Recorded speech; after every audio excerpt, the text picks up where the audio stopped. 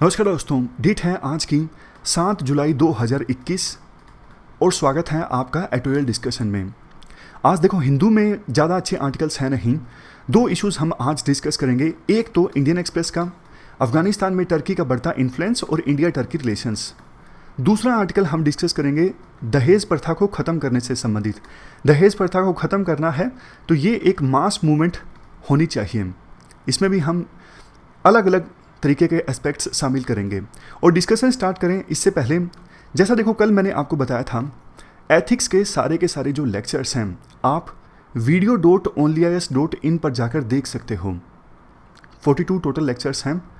Please 13 जुलाई से पहले आप देख लो जल्दी से। बड़ी मुश्किल से टीम से रिक्वेस्ट की कि ये लेक्चर्स जो हैं कुछ समय के लिए ओपन कर दीजिए। मैंने कहा कम से कम मेरी इज्जत तो रख लो यार। मैंने बोला था आपको ना कि 1 महीने पहले कि हम एथिक्स कवर कर लेंगे प्री से पहले, तो इसलिए आप जल्दी से पूरा का पूरा जो एथिक्स है कवर कर लीजिए 13 जुलाई से पहले।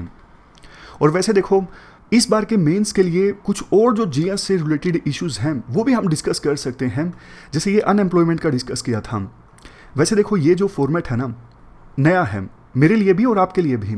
मतलब मुझे तो ऐसा बोलने की आदत है नहीं और आपको भी शायद ये वीडियो थोड़ी अजीब लगी होगी, लेकिन देखो एग्ज़ाम इंपॉर्टेंट है।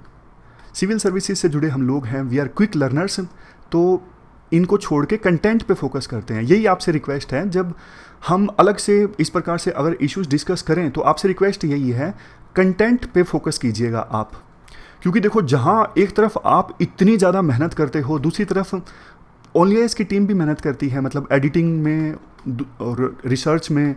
तो एग्ज़ाम इंपॉर्टेंट है ना, बस मैं यही बोलना चाहता हूँ। कंटेंट पे फोकस कीजिएगा। जीएस के इश्यूज हम और भी डिस्कस कर सकते हैं इस प्रकार से। अभी चलिए डिस्कशन स्टार्ट करते हैं। First important article India Turkey equations से संबंधित है। आप जीएस पेपर 2 के इस टॉपिक से आर्टिकल को कनेक्ट कर सकते हो। सी राजा मोहन के द्वारा ये आर्टिकल लिखा गया है इंडियन एक्सप्रेस में। ये सारे एस्पेक्ट्स हम कवर करेंगे इस आर्टिकल के डिस्कशन में। देखो, इंडिया के नॉर्थ वेस्ट में जियोपॉलिटिक्स जो है वो पूरी तरह से चेंज हो रही है। इंडिया के नॉर्थ वेस्ट में कंट्री कौन है? अफगानिस्तान। अफगानिस्तान को यूएसए छोड़ के जा रहा है, तो यहाँ पे एक वॉइड क्रिएट होगा। पहले तो यूएसए की वेरियस एजेंसीज ने ये अनुमान लगाया था कि 11 सितंबर से पहले जो यूएसए की फोर्सेस अफगानिस्तान को छोड़ के जाएंगी तो शायद अफगान गवर्नमेंट जो है 6 महीने तक तालिबान का सामना कर सकती हैं। उसके बाद अफगानिस्तान में तालिबान की सत्ता इस्टाब्लिश हो जाएगी। बट देखो, आप अफगानिस्तान की वेबसाइट देखोगे ना, टोलो न्यूज़, इनकी वेबसाइट ओपन करके जब आप देखोगे तो डेली बेसिस पे तालिबान कुछ ना कुछ अफगानिस्तान के डिस्ट्रिक्ट्स को कैप्चर करता जा रहा है। एक अनुमान के अनुसार अभी अफगानिस्तान का 60-70% जो एरिया है वो या तो देखो पूरी तरह से तालिबान के कब्जे में है या फिर तालिबान दावा करता है कि हाँ, ये डिस्ट्रिक्ट्स जो हैं वो हमारे कब्जे में हैं। अभी अफ़गानिस्तान के सिर्फ जो बड़े अर्बन सेंटर्स हैं ना, जैसे काबुल, कंधार, ये तालिबान के कब्जे में नहीं आए हैं।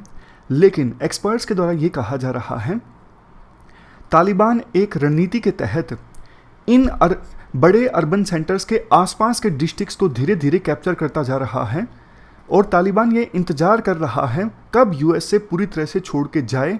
और जैसे ही यूएसए छोड़ के जाएगा फिर तालिबान कोशिश करेगा काबुल, कंधार जैसे जो बड़े अर्बन सेंटर्स हैं उन पर भी अपना कब्जा इस्टाब्लिश करने की। देखो, चिंता की बात ये है, नॉर्थ अफगानिस्तान इवन जब 1996 से लेके 2001 के बीच में अफगानिस्तान में तालिबान की सत्ता थी ना, तब भी नॉर्थ अफगानिस्तान में कुछ सेंटर्स, कुछ शहर तालिबान के चुंगल में नहीं थे, वो तालिबान के सत्ता से बाहर थे। लेकिन अब वो सेंटर्स भी पूरी तरह से तालिबान के हाथों में आ चुके हैं। ये बहुत बड़ी चिंता का कारण है। तो जैसे ही यूएसए अफगानिस्तान को छोड़ के जाएगा, हो सकता है 3 हफ्ते भी अफगान गवर्नमेंट ना टिक पाए, ऐसा कुछ एक्सपर्ट्स बोलते हैं। आने वाले दिनों में देखो, 3 देश अफगानिस्तान में बड़ी भूमिका निभा सकते हैं। सबसे पहले चाइना, दूसरे नंबर पे कतर और तीसरे नंबर पे टर्की। हमारा आज का जो ये आर्टिकल है वो टर्की पे फोकस करता है। टर्की वैसे देखो नाटो का पार्ट है। जैसा आप जानते हो, नाटो ऑर्गेनाइजेशन बनी थी कोल्ड वॉर के दौरान यूएसएसआर का सामना करने के लिए टर्की की फोर्सेस जो हैं अभी अफ़गानिस्तान में मौजूद हैं। हालांकि देखो, टर्की की फोर्सेस अफ़गानिस्तान में यूएसए के साथ मिलके कॉम्बैट रोल में नहीं इन्वॉल्व थी। एक तो मानो फोर्सेस कॉम्बैट रोल प्ले कर रही हो, डेली बेसिस पे ऑपरेशंस चला रही हो, ऐसा कोई काम टर्की की फोर्सेस अभी तक अफ़गानिस्तान में नहीं कर रही थी। टर्की की फोर्सेस क्या कर रही थी? अफ़गान फोर्सेस को ट्रेन करना, उनको स्किल देना, ये सब काम टर्की की फोर्सेस कर रही थी। और वैसे टर्की की फोर्सेस काबुल एयरपोर्ट की सिक्योरिटी भी हैंडल करती हैं। अब देखो, यूएसए चूंकि अफ़गानिस्तान को छोड़ के जा रहा है, तो टर्की ने ऑफर किया है कि आपके जाने के बाद भी हम काबुल एयरपोर्ट की सिक्योरिटी को हैंडल कर लेंगे। मतलब इस पर अभी बात चल रही है यूएसए और टर्की के बीच में। देखो, वैसे तो आपके मन में आया होगा ये नई बात क्या है, अभी भी तो टर्की की फोर्सेस ही तो काबुल एयरपोर्ट की सिक्योरिटी को हैंडल कर रही है ना। नई बात देखो है, यूएसए के जाने के बाद काबुल एयरपोर्ट की सिक्योरिटी को हैंडल करना आसान नहीं होगा और ऊपर से बहुत ज़्यादा इम्पोर्टेंट भी होगा। मान लीजिए पूरा अफ़गानिस्तान पे तालिबान का कब्जा हो जाता है, कम से कम काबुल एयरपोर्ट तो सिक्योर होना चाहिए ना। इंटरनेशनल प्रेजेंस के लिए कल को यूएन के रिप्रेजेंटेटिव को वहाँ पे जाना है अफ़गानिस्तान में, किसी दूसरे देश के डिप्लोमेट को जाना है, तो काबुल एयरपोर्ट जो है वो सिक्योर होना चाहिए, वो तालिबान के चुंगल से बाहर होना चाहिए। इसलिए काबुल एयरपोर्ट की जो सिक्योरिटी है वो बहुत ज़्यादा इंपॉर्टेंट हो जाती है और अभी नेगोशिएशंस चल रही हैं। टर्की ने ऑफर किया है कि हम काबुल एयरपोर्ट की सिक्योरिटी हैंडल कर सकते हैं, लेकिन अपनी वो कुछ कंडीशंस मनवाना चाहते हैं। इसके अलावा भी देखो, टर्की ने अफ़गानिस्तान में काफ़ी ह्यूमैनिटेरियन और डेवलपमेंट वर्क किया है। इसके साथ साथ हार्ट ऑफ एशिया कॉन्फ्रेंस, जिसे इस्तांबुल प्रोसेस के नाम से भी जाना जाता है, इस प्रोसेस में कई सारे देशों के डिप्लोमेट्स आपस में बात करते थे ताकि अफ़गानिस्तान में पीस इस्टाब्लिश की जा सके। कहने का मतलब ये है इन सब पॉइंट्स की सहायता से कि टर्की की अच्छी खासी अब प्रेजेंस होगी अफ़गानिस्तान में। मतलब अफ़गानिस्तान के ऊपर टर्की ने अपना थोड़ा बहुत इन्फ्लुएंस इस्टाब्लिश किया है। बट क्वेश्चन अब ये उठता है, तो इंडिया को क्या लेना देना? इंडिया के लिए ये चिंता की बात कैसे है? इंडिया के लिए चिंता की बात है। क्यों? क्योंकि टर्की और इंडिया के रिलेशंस अच्छे नहीं हैं। क्यों अच्छे नहीं हैं? अच्छे देखो इसलिए नहीं है, शुरुआत से ही, आज़ादी के बाद से ही, पहले तो देखो जब टर्की ओटोमन एम्पायर हुआ करता था ना, तो उस समय हमारे देश के रिलेशंस ओटोमन एम्पायर के साथ अच्छे थे। इवन जब खलीफा को डिसबैंड किया गया था तो इंडिया में मूवमेंट भी चली थी, आपने पढ़ा होगा इतिहास में। लेकिन आज़ादी के बाद देखो, अच्छे रिश्तों की जो विरासत है वो पाकिस्तान ने ले ली, जिसका एक मुख्य रीज़न ये भी है, पाकिस्तान जो इस्टाब्लिश हुआ वो देखो धर्म के नाम पे इस्टाब्लिश हुआ, इस्लाम के नाम पे। तो टर्की को लगता था कि हमारा जो सच्चा मित्र है वो पाकिस्तान है। कोल्ड वार के दौरान जहां एक तरफ इंडिया ने नैम की मूवमेंट ज्वाइन कर ली, नॉन अलाइंड मूवमेंट, टर्की ने पाकिस्तान के साथ मिलके यूएसए और यूके सपोर्टेड ऑर्गेनाइजेशंस को ज्वाइन कर लिया। जैसे एक है सेंटो, सेंट्रल ट्रीटी ऑर्गेनाइजेशन, ये ब्रिटेन के प्रयासों से इस्टाब्लिश हुई थी 1955 में। इसमें टर्की और पाकिस्तान दोनों थे और वहीं पर इन दोनों की नज़दीकियां बढ़ती गई। हालांकि देखो ये ऑर्गेनाइजेशन 1979 में ख़त्म हो गई थी, लेकिन इनकी दोस्ती ख़त्म नहीं हुई। आज के समय में आपको पता है कश्मीर इशू पर पाकिस्तान को पूरी तरह से सपोर्ट करने वाला चुनिंदा देश हैं, जैसे टर्की, मलेशिया। टर्की उनमें से सबसे ऊपर है, यानी टर्की एक तरफा पाकिस्तान का सपोर्ट करता है कश्मीर इशू पर। कहने का मतलब ये है, कश्मीर इशू पर इंडिया के अगेंस्ट टर्की बोलता रहता है यूएन और दूसरे मंचों से, पाकिस्तान का साथ देता है पूरी तरह से। साउथ एशिया के अफेयर्स, साउथ एशिया के जो मैटर्स हैं उनमें इंटरफेयर करता है टर्की, और ये इंडिया के लिए ये बात सही नहीं है। इसीलिए दोनों की जो इक्वेशंस हैं वो ठीक नहीं है इंडिया और टर्की के बीच की। टर्की के अभी जो राष्ट्रपति है ना, अर्दगन, ये अपने आप को मुस्लिम वर्ल्ड का लीडर इस्टाब्लिश करना चाहते हैं। ये चाहते हैं कि ओटोमन एम्पायर खूब बड़ा हुआ करता था और ज़्यादातर मुस्लिम कंट्रीज़ ओटोमन एम्पायर का पार्ट हुआ करते थे। तो ये चाहते हैं कि ओटोमन एम्पायर की ग्लोरी को फिर से हासिल किया जाए, इसलिए ये टर्की को मुस्लिम वर्ल्ड का लीडर बनाना चाहते हैं। लेकिन दूसरी तरफ हैं अरब कंट्रीज़, जैसे यूएई देखो आज के समय में, सऊदी अरब जो है वो आज के समय में मुस्लिम वर्ल्ड का लीडर माना जाता है, खास करके सुन्नी डोमिनेटेड कंट्रीज का, जहां जिन देशों में सुन्नी मुस्लिम्स ज़्यादा है ना, उनका लीडर माना जाता है सऊदी अरेबिया।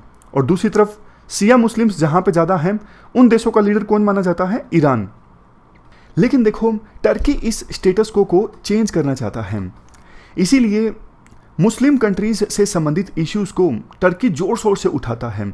जैसे देखो कुछ दिनों पहले इजराइल और पैलेस्टीन के बीच तनाव था, काइंड ऑफ बैटल्स चल रही थी, युद्ध चल रहा था, तो उसमें टर्की ने इजराइल को काफ़ी क्रिटिसाइज़ किया और पूरी तरह से पैलेस्टीन का जोर शोर से साथ दिया, या फिर यूँ कहें साथ देने की एक्टिंग की, ये दिखाने की कोशिश की कि टर्की एक ऐसा देश है जो मुस्लिम कंट्रीज़ के इशू को ज़्यादा जोर शोर से उठाता है। इसी सोच के साथ टर्की पूरी तरह से पाकिस्तान का साथ देता है कश्मीर इशू पर। बट देखो टर्की है बहुत चालाक। टर्की पहला वो मुस्लिम कंट्री था जिसने इजराइल को रिकॉग्नाइज किया था, लेकिन दिखाने के लिए इजराइल को क्रिटिसाइज़ करता है, यूं दिखाता है जैसे पैलेस्टीन काज का सबसे बड़ा समर्थक टर्की ही है। इवन और भी एग्जांपल देता हूं, नाटो में है लेकिन फिर भी यूएसए के साथ अपने रिश्ते अभी फिलहाल ठीक नहीं है टर्की के। नाटो लेकिन छोड़ेगा नहीं, टर्की नाटो का फायदा भी उठाना चाहता है। रशिया का एग्जांपल लीजिए, बेशक रशिया से S-400 missile defence system Turkey purchase कर रहा है, लेकिन जो काउकस रीजन है ना, मैप में आपको दिखाता हूं, ये जो रीजन है ना, यहां पर देखिए, ये है काउकस रीजन। यहां पर लड़ाई भी तो हुई थी इनके बीच में, अजरबैजान और आर्मेनिया। कौन से क्या डिस्प्यूट था? नागोर्नो कराबाख को लेके लड़ाई कौन जीता? ये अजरबैजान वाले जीत गए थे और इनको ड्रोन्स दिए गए थे टर्की के द्वारा। तो पॉइंट ये है, काउकस रीजन में टर्की जो है रशिया को चैलेंज करता है, दूसरी तरफ रशिया से S-400 मिसाइल डिफेंस सिस्टम भी परचेज कर रहा है, यानी अच्छी दोस्ती भी मेंटेन करना चाहता है रशिया के साथ। तो हमने रशिया का एग्जाम्पल डिस्कस किया, यूएसए का एग्जाम्पल डिस्कस किया, इवन इजराइल का एग्जाम्पल डिस्कस किया। ये सारे एग्जाम्पल्स पॉइंट आउट करते हैं टर्की बहुत चालाक देश है।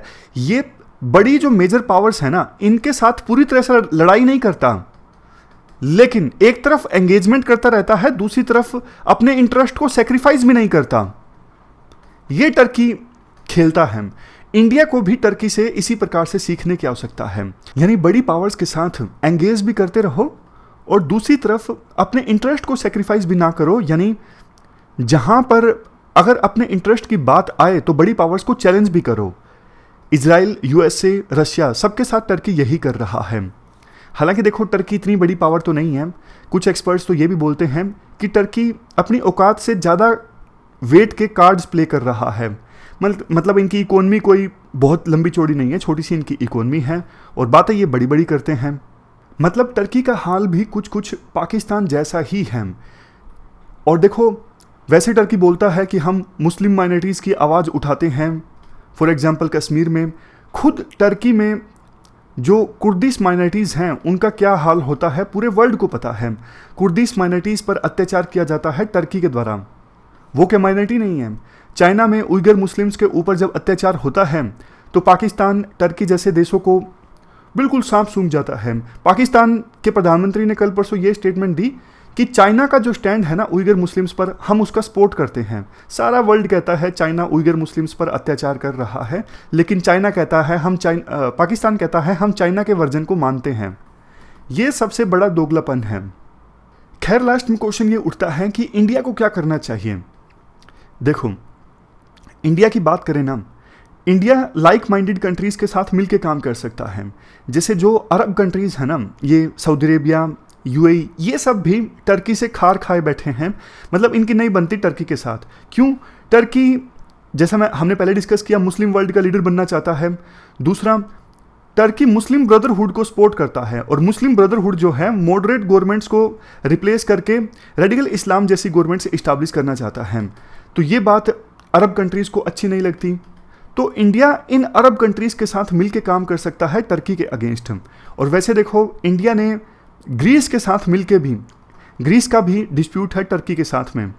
जैसे इंडिया पाकिस्तान का डिस्प्यूट है ना, वैसे ही ग्रीस टर्की का डिस्प्यूट है। तो जैसे इंडिया के दुश्मन पाकिस्तान के साथ मिलकर टर्की काम करता है, इंडिया ने भी ग्रीस के साथ मिलके यहाँ पर एक नेवल एक्सरसाइज को ऑर्गेनाइज किया था।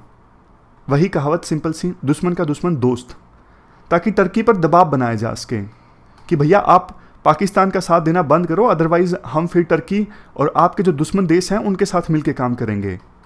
नेक्स्ट पॉइंट, इंडिया को भी टर्की की तरह एक तरफ जहां टर्की को चैलेंज करना चाहिए, इनके खिलाफ स्टेटमेंट देनी चाहिए, दबाव बनाना चाहिए, लेकिन दूसरी तरफ टर्की के साथ एंगेजमेंट भी जारी रखनी चाहिए, जो टर्की जैसा करता है बड़ी पावर्स के साथ। यूएसए को चैलेंज भी किया लेकिन एंगेज भी किया। उसी प्रकार से इंडिया को भी ऐसा ही करना चाहिए, टर्की को चैलेंज भी किया लेकिन साथ साथ टर्की के साथ एंगेज भी किया, बातचीत भी चलती रही। तो ये पूरा इशू हमने डिटेल से डिस्कस किया। थोड़ा देखो कॉम्प्लेक्स था और मतलब क्वेश्चन सीधा सीधा नहीं आएगा कि हाँ इन तीनों की इक्वेशन बताइए, लेकिन एक पूरा सिनेरियो समझने के लिए, ताकि कल को कोई क्वेश्चन आ जाता है तो उसका आंसर लिखते वक्त आपको पूरी कंसेप्ट क्लैरिटी होनी चाहिए, इसलिए हमने ये पूरा जो कंसेप्ट है उसी प्रकार से डिस्कस किया। चलते हैं आगे। नेक्स्ट आर्टिकल दहेज प्रथा को खत्म करने से संबंधित है। आप जीएस पेपर 1 और जीएस पेपर 2 के इन टॉपिक्स से आर्टिकल को रिलेट कर सकते हो। क्या कंटेक्स्ट है? देखो, पिछले हफ्ते एक यंग वुमन जिनका नाम था विस्मया नैयर, इनकी डेड बॉडी मिली अपने घर में, और डेथ से पहले इन्होंने अपने एक रिश्तेदार को मैसेज भेजा था कि हस्बैंड ने मुझे मारा पीटा है। तो ये एक केस है डाउरी रिलेटेड डेथ का। अगर डेटा की अगर बात करें हम, 2019 में डाउरी डेथ से संबंधित 7,115 केसेस सामने आए। आईपीसी सेक्शन 304B जो है ये डाउरी डेथ से संबंधित केसेस में रजिस्टर किया जाता है, इस सेक्शन के तहत केस। इंडिया में देखो डेली 20 महिलाओं की डेथ हो जाती है दहेज के नाम पे जो हरासमेंट किया जाता है इस वजह से। या तो इन महिलाओं को मार दिया जाता है या फिर मजबूर कर दिया जाता है सुसाइड करने के लिए। नेशनल क्राइम रिकॉर्ड ब्यूरो की रिपोर्ट के अनुसार ऑन एन एवरेज हर घंटे एक महिला की मौत हो जाती है डाउरी की वजह से, और एनुअल फिगर जैसा हमने डिस्कस किया 2019 में 7,000 के आसपास था।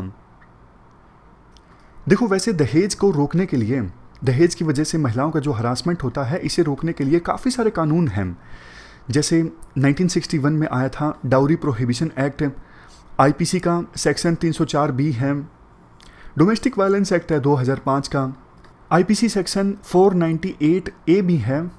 ये देखो हस्बैंड के द्वारा या फिर हस्बैंड के रिश्तेदारों के द्वारा वाइफ पर क्रूएल्टी यानी अत्याचार से संबंधित हैं। तो मतलब कानून काफ़ी सारे हैं, फिर भी दहेज रिलेटेड डेथ्स की खबरें सामने आती है। दहेज आज भी हमारे समाज में लिया जाता है, दिया जाता है, काफ़ी चिंता की बात है। रीजंस क्या क्या हैं? दहेज देखो एक परंपरा बन चुका है, मतलब रिचुअल बन चुका है दहेज लेना, दहेज देना। कई बार जो लालची दूल्हे या फिर दूल्हे के परिवार होते हैं वो दहेज की डिमांड करते हैं, और बहुत बार ऐसा होता है कि जो ब्राइड की फैमिली है, दुल्हन की फैमिली है, वो भी दहेज देना चाहते हैं।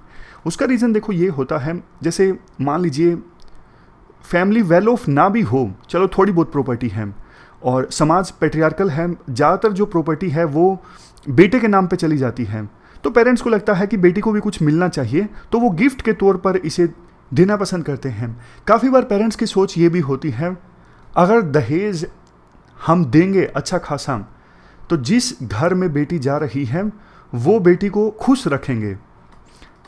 मतलब सबसे बड़ी तो दिक्कत यही है। देखो, एक जो वुमन को कमोडिटी समझा जाता है कि जिस परिवार में बेटी जा रही है वो खुश रखेंगे, एक महिला सक्षम है अपने आप को खुश रखने में। खैर, next, to build a reputation in society, society में रेपुटेशन बनाने के लिए कि देखो हमने अपनी बेटी को इतना दहेज दिया है, हमने अपनी बेटी की शादी में 1.5 करोड़ 1.5 लाख जितना भी है, मतलब अपनी कैपेसिटी के अनुसार इतना पैसा लगाया है, तो वो एक झूठी रेपुटेशन सोसाइटी में क्रिएट करने की कोशिश करते हैं दहेज देकर। नेक्स्ट है इलिटरेसी। इलिटरेसी अभी भी हमारे देश में काफ़ी ज़्यादा है।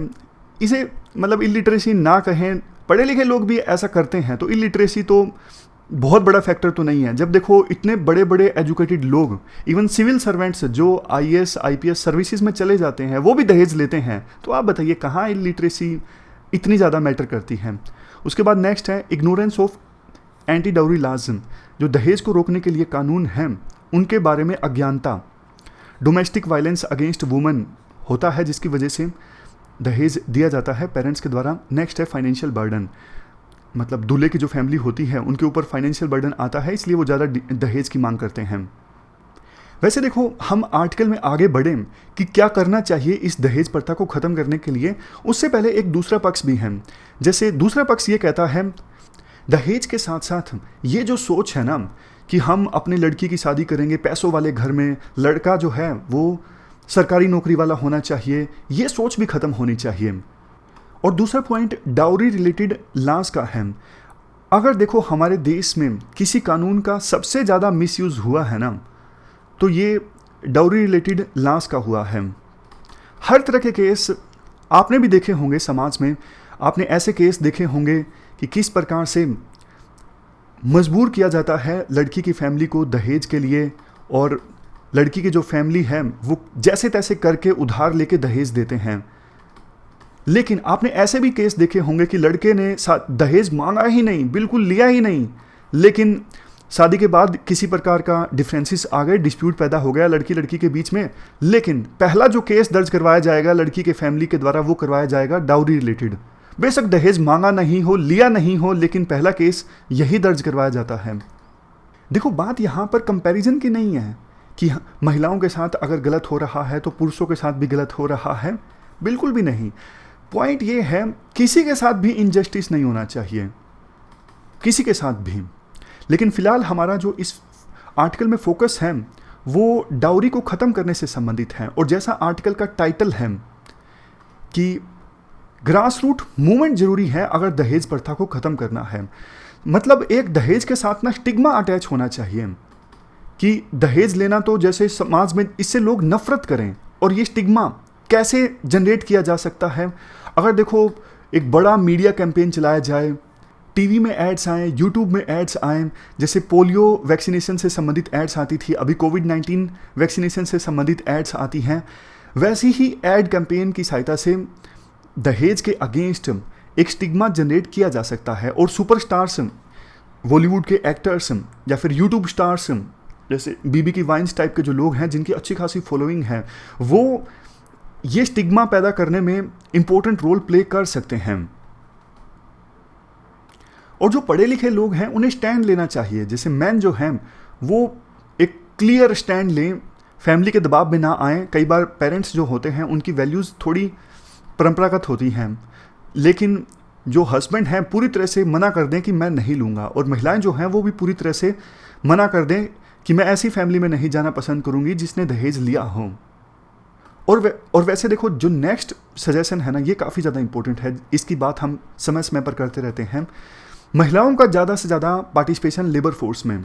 जितनी ज़्यादा देखो महिलाएं फाइनेंशियली इंडिपेंडेंट होंगी, जितनी ज़्यादा महिलाएं काम करेंगी, जॉब करेंगी, उतनी ही ज़्यादा समाज में जो इनइक्वालिटी है हस्बैंड और वाइफ के बीच की, वाइफ जो है वो घर का काम करेंगी और हस्बैंड जो है वो बाहर जाके इनकम जनरेट करेंगे, ये इनइक्वालिटी ख़त्म होगी अगर ज़्यादा से ज़्यादा महिलाएं लेबर फोर्स में पार्टिसिपेट करेंगी। तो फिर ये दहेज वाला जो सिस्टम है ना, ये भी धीरे धीरे ख़त्म होगा। पॉइंट देखो यहाँ पर ये निकल के आता है, सिर्फ कानून बनाने से दहेज प्रथा नहीं ख़त्म होगी। कोई भी कानून हो, एथिक्स में ये क्वेश्चंस भी पूछे जाते हैं, सिर्फ कानून से किसी क्राइम को नहीं ख़त्म किया जा सकता। अगर आपको इसे ख़त्म करना है तो इसे मास मूवमेंट बनाना होगा। तो ये पूरा इशू हमने डिस्कस किया। हमारी आज की इस डिस्कशन में फ़िलहाल इतना ही है। Thank you very much for discussion.